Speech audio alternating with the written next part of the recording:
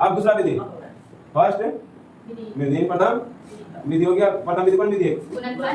आवाज गुणनखंड विधि। कौन विधि?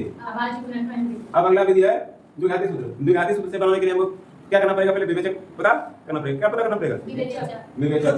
सूत्र तो लिख देना है, याद होना चाहिए सूत्र। याद तो लिया है।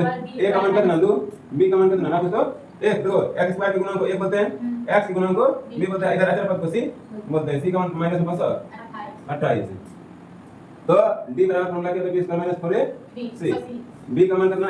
1 का स्क्वायर माइनस 4 का 4, a का मान ना पूछो 2, c का मान माइनस 28, 1 का स्क्वायर 1 माइनस माइनस प्लस 4 दूनी 8 8 64 4 बाकी 6 8 दूनी 16 6 हां 22 22 फिर 8 5 40 2 42 जोड़ेंगे 42 25 कितना हो जाएगा?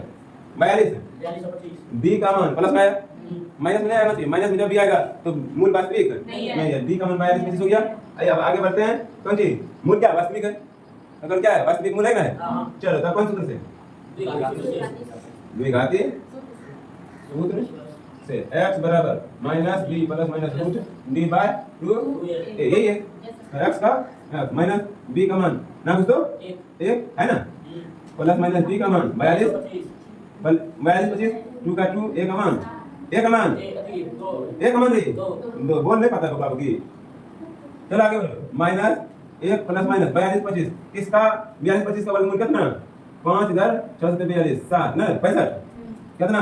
65 42 25 का वर्गमूल कितना होना चाहिए? 65 होगा। कितना होगा? 65 होगा। नहीं निकाल के देख लेना। वही 2 गुना 2 कितना? 4 2 गुना 2 तो x बराबर माइनस 1 माइनस 1 में 65 पे जोड़ देना। एक बार घटा देना है 65 पे 64 लिख दो।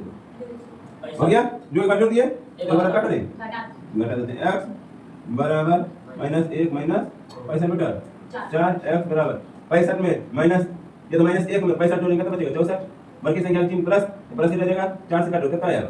16 आया था प्लस में 16 ये माइनस 66 बटा 4 काटो चलो माइनस 33 बटा कितना 2 ये कितना आएगा?